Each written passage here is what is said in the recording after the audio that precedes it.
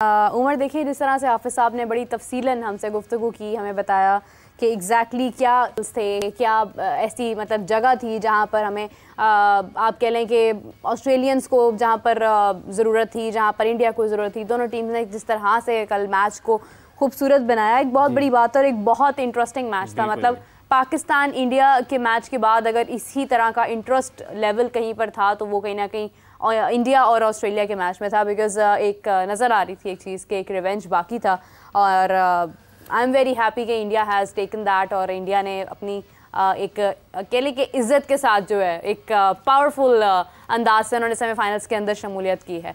और दूसरी तरफ अफ़गानिस्तान का भी यही हम कह सकते हैं कि उन्होंने भी जिस तरह से एक बड़े मार्जिन के साथ मैचेस विन किए, गो के एक दो मैचेस हारे भी, लेकिन उसके बाद भी उनका मोराल डाउन नहीं हुआ। जिस तरह से उन्होंने ऑस्ट्रेलिया को हराया और उसके बाद बांग्लादेश को मतलब उन्होंने शिकस्त दी और इज़्ज़त के साथ वो भी सेमीफाइनल में शामिल हुए, तो बड़ी ये खूबसूरत बात है और इट्स वेरी वेरी अमेजिंग। आपने अक्सर सुना होगा, ये जनरली हम यूज़ करते हैं लीडिंग फ्रॉम द फ्रंट। जब ये चीज़ हो जाती है ना तो टीमें हो या कहीं भी आप जो काम कर रहे हो, आपका कॉन्फिडेंस बहुत हाई चले जाता है। और ये कमी रह रही थी कि रोहित शर्मा रन से थोड़े शॉर्ट थे, तो वो उन्होंने कल अपना बैटल प्रूफ कर दिया, उन्होंने दिखा दिया और देखिए अपने लिए खेला है उन्होंने। ये फर्क होता है, आप जब परफॉर्म नहीं करते। हमारे मैचेस में, पाकिस्तान के मैचेस में हमें सबसे ज्यादा अफसोस इस बात का हुआ कि जब हमारे प्लेयर्स कुछ कर ही नहीं रहे हैं, जस्ट बिकॉज के हम आउट ना हो जाएं, हमारी विकेट ना चली जाए, हमें कोई क्या कहेगा, फलां क्या कहेगा,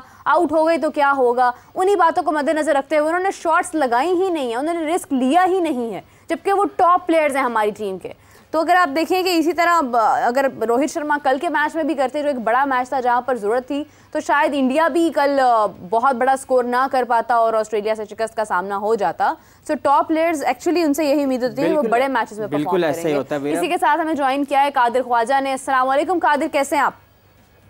वालेकुम अस्सलाम, मेरे अल्लाह का शुक्र। आप? मैं बिल्कुल ठीक हूँ Qadir. I was expecting you here in front of me but it's okay. बहुत दूर नहीं है, कॉल का सिस्टम आ गया, वह नज़दीक ही है। तो सबसे पहले तो ये बताएं कि आपकी मेरी प्रेडिक्शन सही साबित हुई, इंडिया मैच जीत गया। दूसरी प्रेडिक्शन भी हमारी सही साबित हुई, अफगानिस्तान भी मैच जीत गया। अब कादिर क्या लग रहा है, फाइनल कौन जीतेगा? सेमीफाइनल का मरहला हम किस तरह देख रहे हैं? देखें, साउथ अफ्रीका और इंग्लैंड दूसरी साइड से, इंडिया और अफगानिस्तान दूसरी साइड से, 4 टीमें इस टाइम तो सामने आ चुकी हैं। अब जो है वो काफी हद तक मुश्किल काम है, लेकिन इंडिया मजबूत टीम है इन चारों में से। हाँ। उसके बाद मैं समझता हूँ कि इंग्लैंड जो है वो सेकंड नंबर पे है, थर्ड पर जो है वो अगर हम देखा जाए तो अफगानिस्तान है, फोर्थ पे साउथ अफ्रीका है। तो पहले नंबर पर हमें इंडिया इसलिए नजर आ रही है क्योंकि कल गुज़श्ता रोज आपको मैंने कहा था कि रोहित शर्मा, विराट कोहली, इनकी अभी पेंडिंग है और इनकी जो है वो परफॉर्मेंस अभी पेंडिंग है। तो उमर जो है वो कहते थे कि नहीं जी ऑस्ट्रेलिया जो है बड़ी रिदम के साथ आएगा। तो आप देखिए कि एक मरतबा सिर्फ गलती हुई है, जो गलती पाकिस्तान से हुई थी वही गलती उनसे हुई, ऑस्ट्रेलिया से हुई। और मिडिल ओवर्स में जहां पर सेटल हो चुके थे बैट्समैन, जहां पर छक्के चौके लगा रहे थे ट्रेविस हेड, वहां पर कप्तान रोहित शर्मा की आप चालाकी चेक करें, वहां पर उन्होंने बुमराह को लगवाया और बुमराह को लगवा कर उन्होंने फौरी तौर पर विकेट ली। बुमराह ने दूसरी गेंद पर स्लो बॉल किया, उन्होंने आसमान की ओर तारा लगाया और पकड़ लिया रोहित शर्मा ने। तो ये चीजें मैटर करती हैं। उसके बाद ये के बाद दिखरे 3-4 विकेट गिरी। हाँ। तो आप देखें कि ये वाला जो प्रेशर है, ये जो सेंस है, ये फास्ट बॉलर को टाइम भी लेना, उनको कहना कि लेंथ पे बॉल करें, इस जगह पे बॉल करें, ये चीजें मैटर करती हैं कप्तान के लिए भी। और बड़ा खिलाड़ी वो होता है जो अपनी टीम के लिए सोचे, अपनी टीम के लिए खेले। तो मैं समझता हूँ कि बड़ी अच्छी एक साइड उन्होंने गेम खेली है और भरपूर तरीके से उसको आगे भी फिनिश किया है, क्योंकि वो उसको डीप नहीं लेके थी, ज्यादा जो है वो इनसाइड उनकी तरफ नहीं गए। इस वजह से मैं समझता हूँ कि ये बेहतरीन आज जो है वो आज का मैच भी अच्छा हुआ। डीएलएस हो गया, लेकिन अफगानिस्तान जीत गया। अफगानिस्तान से रन नहीं हुए आज, जिस तरह वो रन कर सकते थे अफगानिस्तान से उतने रन हमें देखने को नहीं मिले। लेकिन फिर भी बांग्लादेश की तरफ से आई थिंक 250 हैं और अफगानिस्तान की तरफ से जो है वो 3 दफा आउट किया और फजल हक फरूकी ने आउट किया। ये आप देखें कि जो बॉलर्स हैं उन्होंने बड़ी अच्छी बॉलिंग भी की है, नफी चोली बॉलिंग की है। नवीदुल हक ने 4 मेरे ख्याल में विकेट्स ली हैं। तो आप ये देखिए कि उनकी तरफ से जो इंटेंट शो किया जा रहा है वो ये है कि वर्ल्ड कप जीतना है। बिल्कुल सही कहा आपने। बिल्कुल Qadir, we are very happy कि हमें मुख्तलिफ चीज़ें देखने को मिल रही हैं इस टूर्नामेंट में, बड़े बड़े रिकॉर्ड्स देखने को मिल रहे हैं और एक कहते हैं एक बोरिंग सिचुएशन नहीं हुई, मतलब पाकिस्तान शामिल नहीं है और हम सोच रहे थे कि अगर इस टूर्नामेंट में पाकिस्तान शामिल नहीं होता तो पूरा टूर्नामेंट हम क्या करेंगे, हम क्या बात करेंगे, हम कैसे टूर्नामेंट गुजारेंगे। लेकिन जिस तरह से 4 चांद लगाए, हर टीम ने अपना बेस्ट दिया इसके अंदर, तो वो बहुत एक अच्छी सूरत हाल थी। इसी के साथ हमें ज्वाइन किया है जनाब सेट पर राय अजलान, स्पोर्ट्स से बहुत गहरा ताल्लुक है और स्पोर्ट्स एनालिस्ट भी हैं और स्पोर्ट्स को ज़रा थोड़ा ज़्यादा ही समझते हैं क्योंकि इनको बुलाना आज बहुत ज़रूरी था। अस्सलाम वालेकुम, कैसे हैं आप? वालेकुम अस्सलाम, thank you so much for having me. अच्छा, सबसे पहले मुझे ये बताएं, कल अभी हम कादिर से भी इसी हवाले से बात कर रहे थे, कल इंडिया और ऑस्ट्रेलिया का मैच था। मैं पर्सनली इंडिया को सपोर्ट करी थी, उमर का कहना था कि नहीं ऑस्ट्रेलिया जो है वो मैच जीत जाएगा। आप किसको सपोर्ट कर रहे थे? शुरू में तो I was bit confuse, but जिस तरह से रोहित शर्मा ने खेलना शुरू किया ना तो मैं मजबूर हो गया था कि मुझे इंडिया को सपोर्ट करना चाहिए।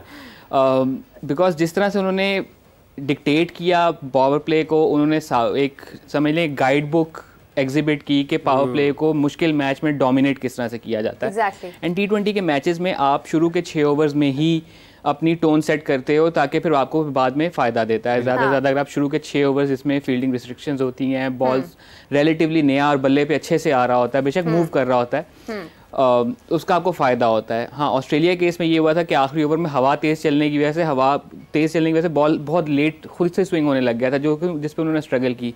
और ऑस्ट्रेलिया बहुत ज़्यादा डिपेंडेंट हो गया था कि अपना लेट ऑर्डर उनका जो है वो जाके मार धाड़ करेगा तो वो शुरू हो जाएगा।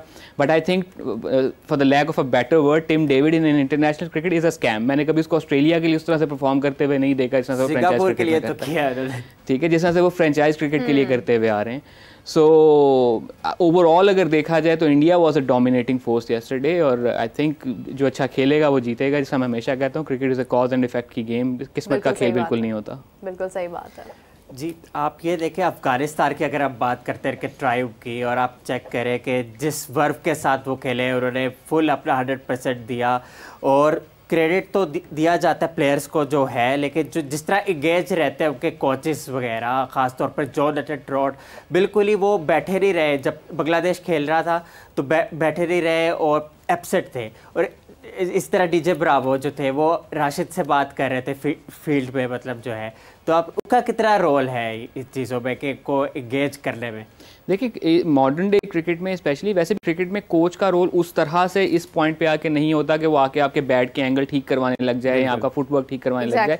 वो आपको समझ लें एक चेस मास्टर वाला रोल होता है। चूँकि फील्ड में आप बहुत ज़्यादा इंगेज होते हैं, वो बाहर बैठ के सारी सिचुएशन को देख के समझ कर थोड़े से ठंडे सिचुएशन में बैठ के चीज़ों को एनालाइज कर रहा होता है। तो उसका रोल वो यही होता है कि वो आपको गाइड कर सकता है कि अच्छा अगली मूव ये कर लो, अगला ये वाली चेस मूव ये कर लो, ये वाला प्यादा उठा के यहाँ ले जाओ, बिशप को ये वाली मूव करवा दो। तो ये उसका रोल होता है।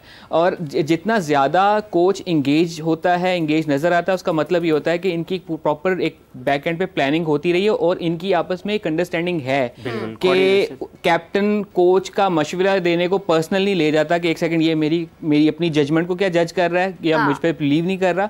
सो वो एक एलिमेंट आ जाता है कि आप फिर अपने कोच को उतनी इज्जत या उतना मुकाम देते हो कि आपकी एक अंडरस्टैंडिंग इतनी हो जाती है कि वो जो कह रहा है ना वो मेरे भले के लिए कह रहा है, मैं उस पर अमल करूँ रादर देन मैं अपनी ईगो को बहुत बड़ा कर लूँ उस वक्त। बिकॉज उस वक्त गिवन टाइम में जब आपके पास 2-1 मिनट का वो गैप होता है, स्ट्रेटेजिक टाइम आउट का जिसको हम कह सकते हैं, ड्रिंक ब्रेक कह लें, वो जो 2-1 मिनट का टाइम होता है ना, वो इतना टाइम नहीं होता कि आप अपनी ईगो को बड़ी कर लें। उस वक्त आप सुन लें, समझ लें, बिकॉज आप उस वक्त इतने इंगेज होते हो गेम में कि आपको शायद कोई चीज़ समझ में ना आ रही हो और आपको उस वक्त एक बाहर का पर्सपेक्टिव अगर मिल जाए तो वो आपके काम आ सकता है। बिल्कुल सही कहा आपने। Very very very great analysis on that.